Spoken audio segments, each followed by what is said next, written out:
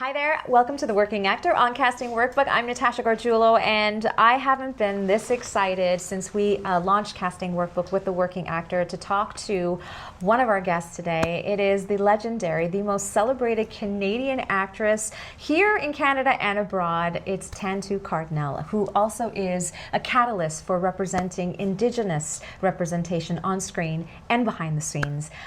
With over 50 years in the industry, your experience has spanned over 50 years, and you have built such an incredible, successful career for yourself, and we are so happy that you've made a little bit of time for us here at the Whistler Film Festival to talk about your career. So thanks for being here, Tantoo. Well, thank you very much. You are here at the Whistler Film Festival, but you know, we have a community of actors who tune in globally, and to have you here is such a big treat because I'm sure you have so many incredible stories that you can share with us that will inspire actors globally. How does it feel for you, first of all? Congratulations on being inducted into Canada's Walk of Fame. What does that honor mean to you? That was so sweet.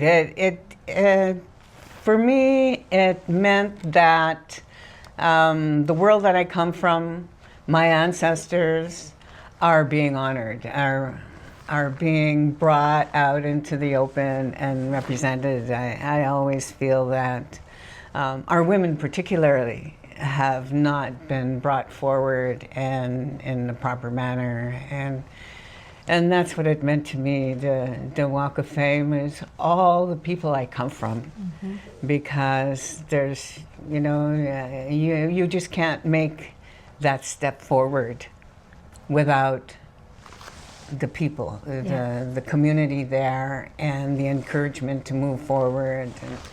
And not only my people, it's the blend of humanity that we have. That's a part of it, you know, and the people who created the Walk of Fame and keep it alive and have so much commitment to move it forward, because it's not an easy thing, and it's not an easy pick. And there's so many wonderful people all across the country, and so I'm pretty honored to have been selected at this moment. When you started off in this industry, first of all, what made you want to get into acting?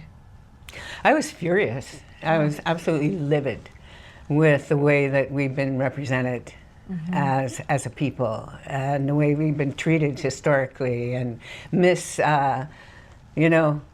misquoted is one thing, but setting out this story about how we're not as intelligent and kind of useless, and we're just sitting around, and what was done to manipulate so many minds, ours included, as well as people on the outside of our culture, to eat that and to believe that. And when I was growing up, it was nuance. You know, I would feel things as a kid, and I would see certain behaviors, but it wasn't until I became an adult and came out to the city, and I was just sensing it at the time, and I was looking around, being inspired by so many people from our communities that had diverged and come into the city, and had opportunity to visit so many communities, to see the drive and the strive of the people to change it, to tell the story straight, and to have changes in the education system, in the law system, and the social services, and where are our children, and to dig and to find out. That's what was happening in the 60s and the early 70s. It was really looking and analyzing and finding the culprit and reviving the tools that we could use to make things healthy again. And what was the question again? What was the question? No, because we could talk for hours and hours, because aside from your talent as an actor, you are an activist, and like I said, you're a catalyst for Indigenous representation. So there's so much we can speak about, and you've done so much wonderful work. So for actors who are tuning in and saying, I want, you are a role model to me, I want to be just like you, because you've broken those glass ceilings, and you've you've entered Hollywood and you've showed them what is right. What's the advice that you would give to them about this industry and how to kind of navigate it?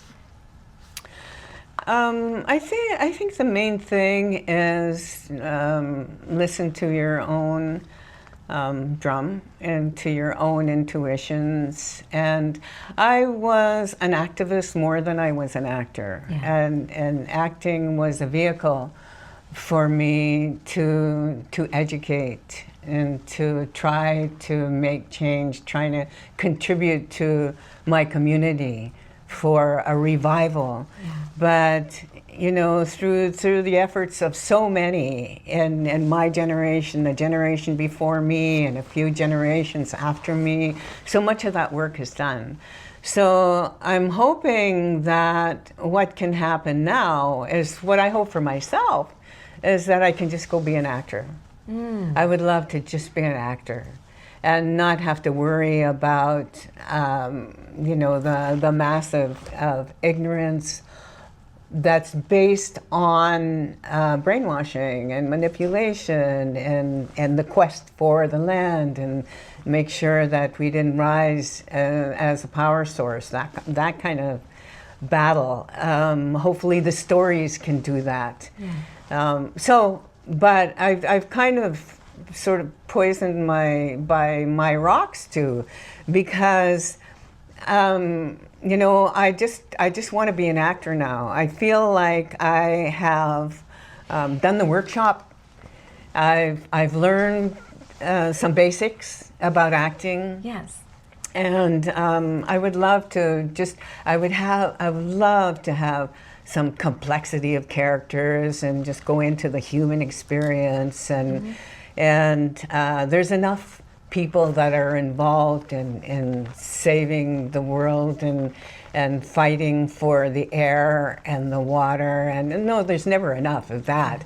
But it's on the way, because back in the day, it was hard to get anybody to even believe that there was an issue with the environment. But we knew, in the Indigenous community, we knew. We were born with the stories. Yeah. And that language that was outlawed told us so much about what was missing and why it's not working right, you know? And so that front, now we had to, back then we had to do so much education of ourselves and everywhere that we went. Now you Google it. You know? That's right. You know, you say that you just want to be an actor, but when you look at your career, you've been in over 100 projects, and you know, some of the most notable projects that you've been in: Dances with Wolves, Legends of the Fall. Is it fair? Can I ask you which one has been the most memorable and gratifying for you? Is that like asking which one is your favorite child? Yeah, it is. It is that, because any of those projects, they ring bells for different people and different places and different moments, you know. So they all have value of their own, and those are the ones that are very kind of the most noted. Yes. They've got the most publicity and they had the most money and all that kind of stuff. But there's smaller ones. For example, a movie that I did in Vermont, that character is one of my favorite characters that I did with Rip Torn, and it was a little indie. So there's a lot of films out there that are trying so hard. They are. You know, and they don't have a big budget. That's right. And all of that. Yeah. So I'm just kind of cheer for them. Yes, of course. Because we just most recently saw you in Killers of the Flower Moon, which was Martin Scorsese, a huge, big budget production. You played Lily Gladstone's mother. You learned the Osage language. What was memorable about that experience? I only learned the script for what I needed to learn. And I always appreciate the opportunity to learn, because the loss of the language is something that I feel. I grew up around people who spoke, they may have spoken 4 or 5 different languages. I met an old man who spoke 8 languages, and so and there's such richness in those languages, and any effort to save a language or revive a language or try to hear a language. I'm honored by that experience to be able to try to do the best that I can for some young Osage that might be inspired Of course. by something of it. And so there's language in that movie that I think is good. I was able to offer some truth in my own little way, in that came to Lizzie's death. I brought a personal story, and I don't know if it was worth it, but I suppose it has to be, because I felt like my grandmother said, yes, do it, because she allowed me to see when she was going. She allowed me to see her and these balls of energy that were around her as she traversed into the next world. And so I offered that. Instead of Lizzie dies, then we had something to shoot. Oh. And so Scorsese went for that and ordered up an actor overnight. And turns out it was a young man that was in survival school in Edmonton when we brought in a theater program with Ruth Smiley from Regina. And we were working a program, and here was Nathaniel in that school. And I think that's where he realized that he was an actor. And who comes walking in the next day? It was Nathaniel. What are you doing here? And here he was representing my ancestors in the movie. So that was kind of fun. Wow. That was a story I don't think many people would have known. Thank you for sharing that with us on The Working Actor. Yeah, thank you. That's fantastic. I wish we had more time to speak about your career, because, like I said, you are one of the most celebrated actresses here in Canada and abroad, and we are just so honored to have you. And thank you for so much of your time today. We really appreciate it. Thank you. Thank you. So much. And what I would say to actors is value this thing that we have, that where we have the honor of telling stories and to express our soul and to be a part of the human experience in such a unique way. I worked with a director once, and I so appreciated his comment. He was a theater director, Peter Hinton, when we were working on a Shakespeare piece, King Lear. And he said one day in rehearsal that in his mind, acting is one of the finest of the fine arts. And so, that's something to value and to respect in yourself.